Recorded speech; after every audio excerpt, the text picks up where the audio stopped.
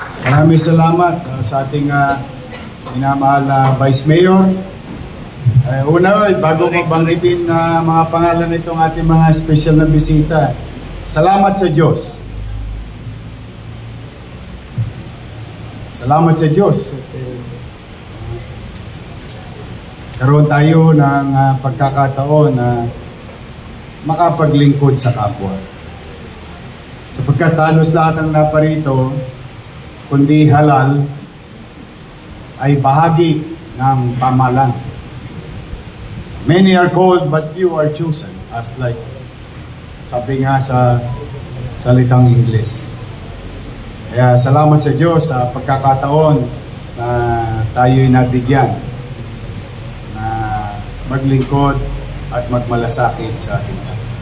Sa ating minamahal na Vice Mayor Chi,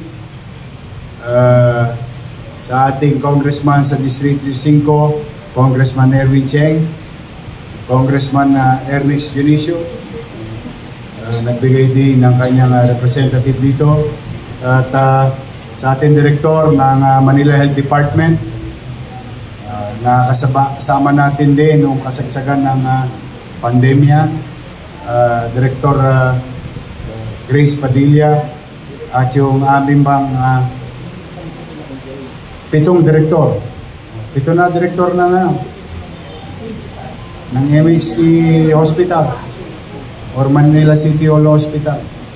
7 na po, kasi 7 na ang hospital natin sa lungsod ng Manila. And special mention ko lang, at the end of the day, this will incur cost, this will incur resources to have it effective delivery of our services. And we cannot do it without our national government partner. Pwede bang lakasan yung palakpak ninyo sa PGH?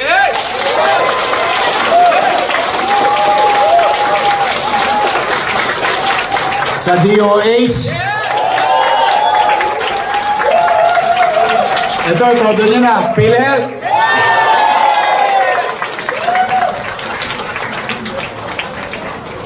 Lakas-lakasan ninyo dahil ako mangangarap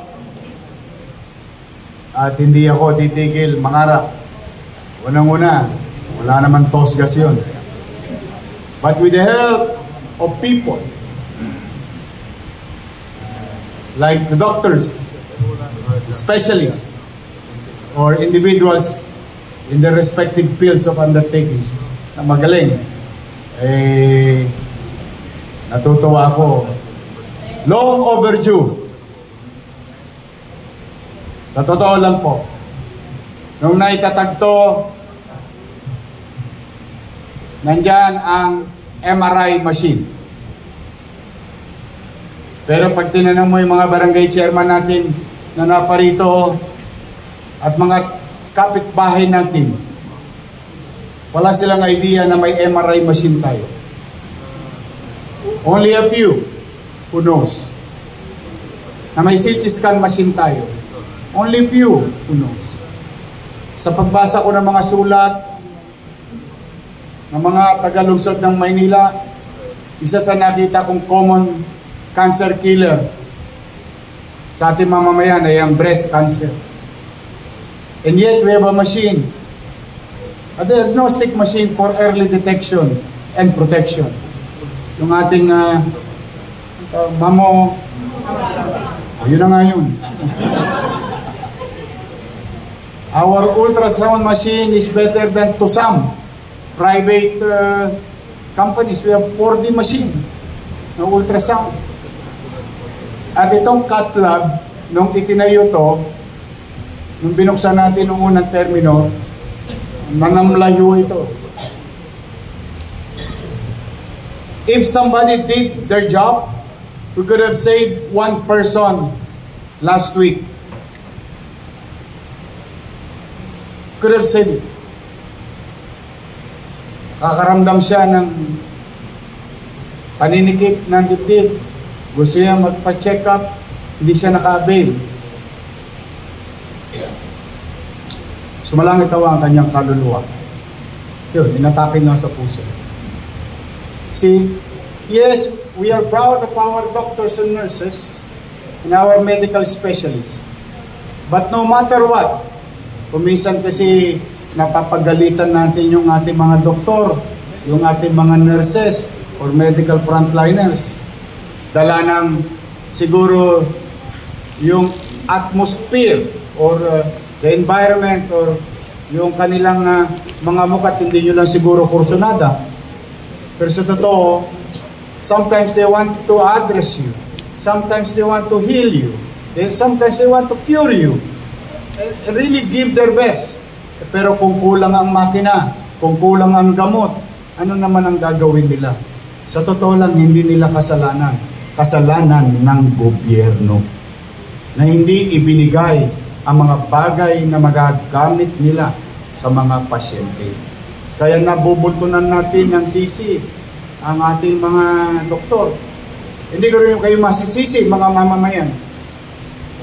Alam mo, I think the doctor knows this better than me.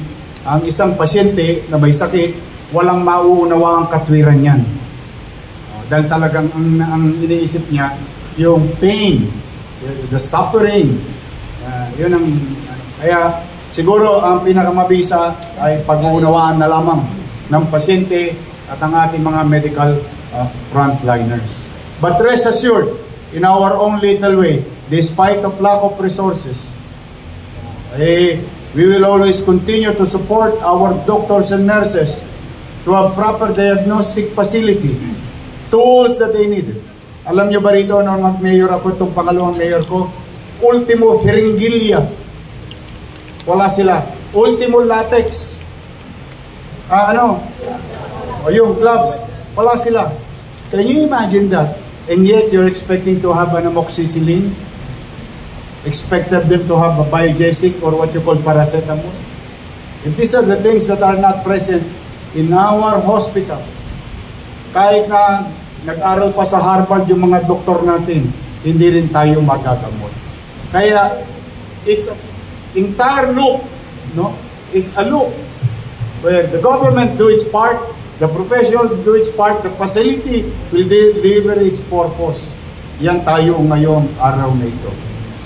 Cat lab. 1,600 plus LGUs. Maghanap kayo kung may cat lab sila.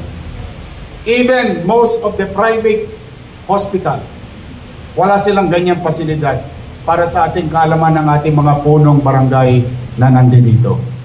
Only, except PGH and Heart Center, but only local government unit may cat lab ang lungsod ng Maynila. Today is the start of long journey because today we're going to deliver angiogram and hopefully later on through the skills and knowledge of our doctors magkaroon tayo ng angioplasty sa tulong ng ating mga partner PGH, Heart Center, DOH hopefully and other specialists from the private sectors. Sa Maynila, pahabaan ng buhay. Yun ang gusto ko. Gusto ko malusog. How I wish. But if needed, kung kinakailangan, sana these things must be made available. Kaya sa aking mga kasamahan na konsehal na nandito,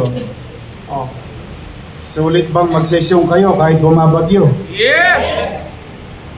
Para lang ho sa kaalaman ninyo. Kahit Sabado, minsan pinapapasok ko pa yan sila kasama ng mga department head ko. We will not stop in our own little way. I always try to tell them, many are called, but you are chosen. You were given a chance by God to be of service to others. At tayo, katulad na rin na nasabi ng mga matatanda natin. Para lang tayong hanging dumaan sa mundo pagdating ng araw. But while we are sa loob ng public service, create a mark so that the next generation have something to follow. Katulad ng ginawa ni Mayor Lacson at ni Mayor Villegas, kung saan tayo nakatayo ngayon. That was 50 years ago. But those mayors of the city of Manila inspired other cities to do the same. And that's why we continue to honor them, immortalize them in our own little way sa present population ngayon. So that we'll be reminded that kapag kayo ay nagbuti sa inyong kanya-kanyang tungkulin at gawain, the next generation will immortalize you the same way, sa same thing that we're doing to Mayor Lacson and Mayor Villegas. Kaya may ospital ng Maynila, kaya may pamantasan lungsod ng Maynila dahil sa mga alkalde ng lungsod ng Maynila. Yon yung 2 taon. At nabanggit na rin ni Director Grace Padilla that just beside this building,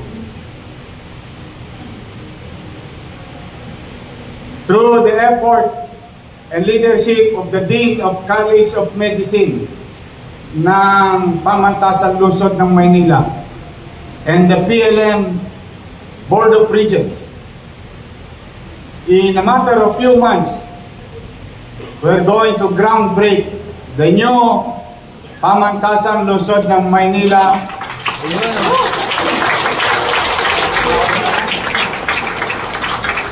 A few meters away from this institution. And I was told during the course of our meetings in the school ground with the Board of Regents, on a regular 300, 500 that we can accommodate to produce doctors and nurses and other what you call allied health professionals.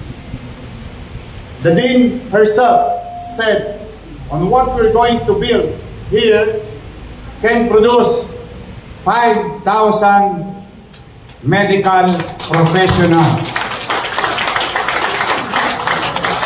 So you do the math.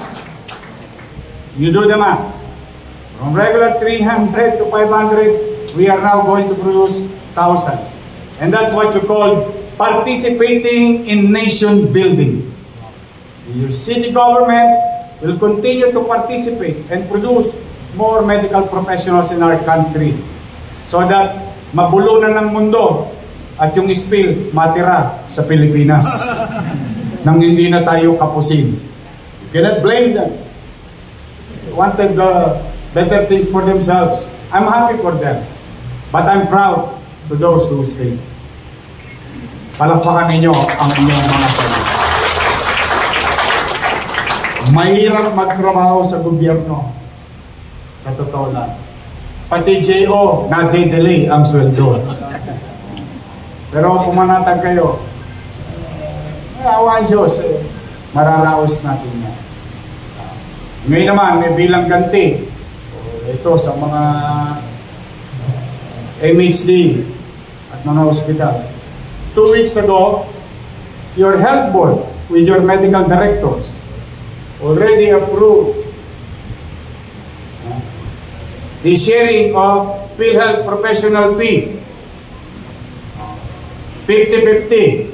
50 for medical and 50% to non-medical. Now, I'm just waiting for your salary paper. Kaya kulitin nyo na ang inyong mga direktor ng hospital. Kasi para sa inyo yan. It is there already, accumulating. And I guarantee nobody will touch it. That is for our MHD and our 6 hospital, now 7.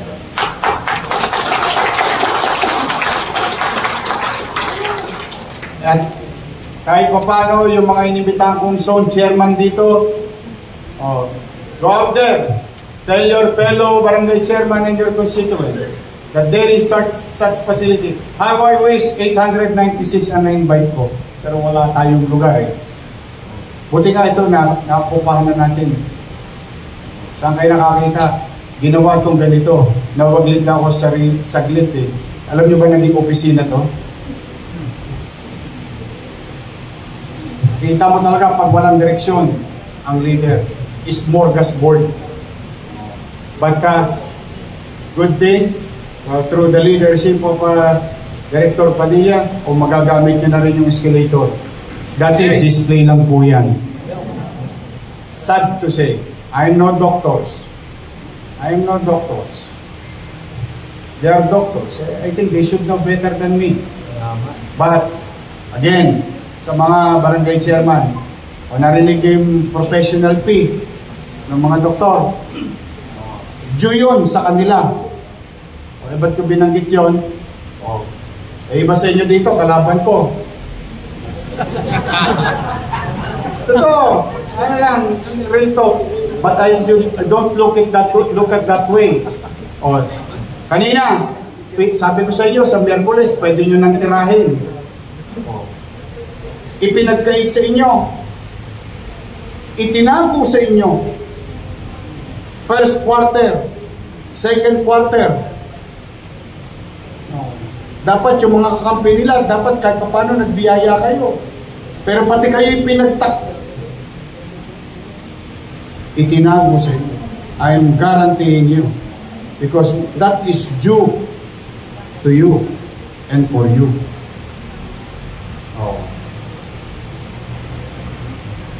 Na-release ko na.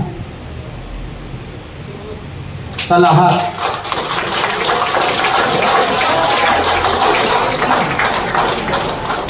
At least, magpapanag po tayo sa intersection. Magkikita tayo sa kalsada. Matangos ang ilong ko sasabihin. Kakampi, kalaban. What is due to you will be given to you. Walang titingnan sa politika. I hope mapakinabangan nyo yan para sa inyong kabarangay. Nag-text nga pala sa akin ng Meralco.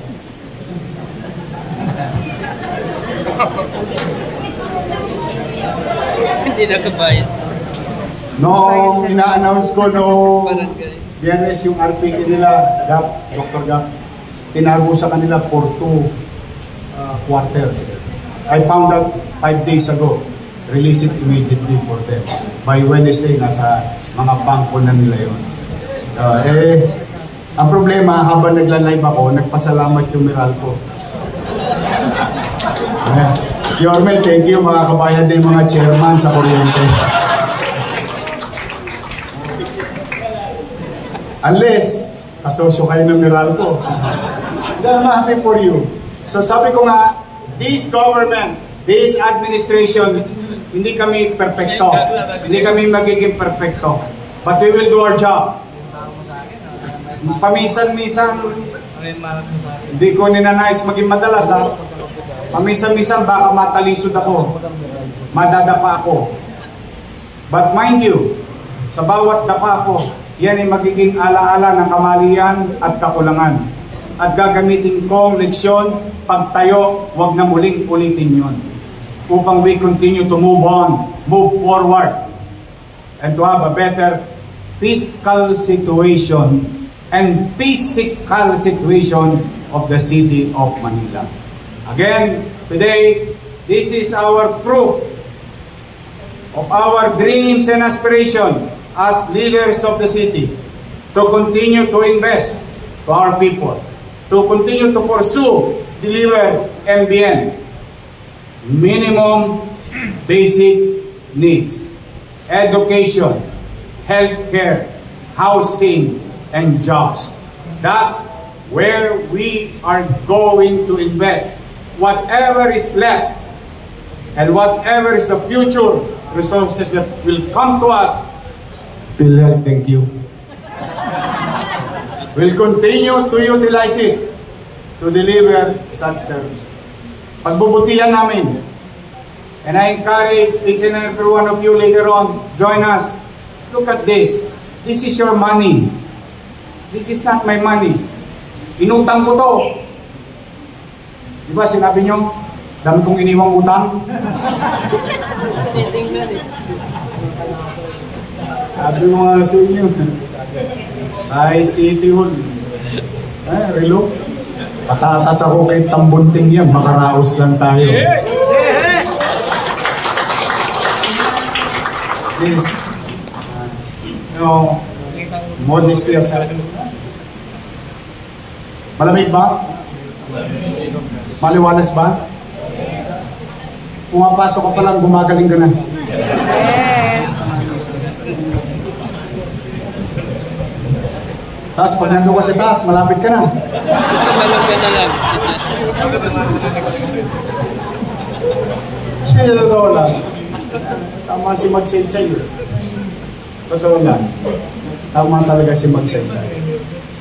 President Magsaysay said, those who are blessed in life must have more in law. It's a good feeling when you see patients and you ask them randomly, nagpagamot ka ba? Opo. Okay, kamusta naman? Okay naman po. Nagpagamot ka ba? Opo, patay na po yung anak ko. Paano yun? Huwag kang makalala. Talagang ganyan ang buhay. These are the things that baterya mo sa buhay. The affirmation of your people. And sa atin naman, o kayo naman, I hope sa mga kababayan natin, yes, it's true, it is our job to deliver good, efficient, effective services. Yes, that is our job. But I hope you don't mind sa mga kababayan natin. Habang kami naman talagang dapat, the word is dapat, gampanan ang aming tukulin. Hindi naman siguro mahirap magsalita ng thank you, no? Pag nakita nyo naman yung aming mga lingkod bayan, sa tingin ninyo, sila na may nagputi, ginampanan na kanilang tungkulin, through your thank you, we get inspired. Through your thank you, we get energized. Through your thank you, lalo kaming ginaganahan subconsciously na tama yung ginagawa namin and will pursue and continue. So sa inyo, lahat dito, sa mga batang Maynila, gamitin ninyo ito. Mga chairman, mauna na kayo. Kasi yung iba dito, kilala ko, maraming minahal eh. Baka barado na mga puso nyo. No, hindi. Go, spread the word. And tell everyone. Kasi, nangihinayang ako sa... Alam mo sino talagang tatamaan ito? I mean, effectively. Yung mahirap, definitely. Definitely. Wala na isang toss gas. Pero sa totoo, ang nakakaligtaan natin, yung middle class. Yun, nawawala sa isipan yon na itong ganitong klaseng pasilidad, ang unang talagang makikinabang is the middle class. Kasi yung mahirap, dapat ang makakuha ng libre. Kasi wala man tsapo eh. Pero yung middle class is the one who keeps on saving money. No, nagtatabi talaga ang middle class eh, nag-iipon yan. Para pag may aberya, patungkol sa kalusugan, may mabubunot sila. But with this facility, they don't need to. Because they're going to get it for free. And everyone will get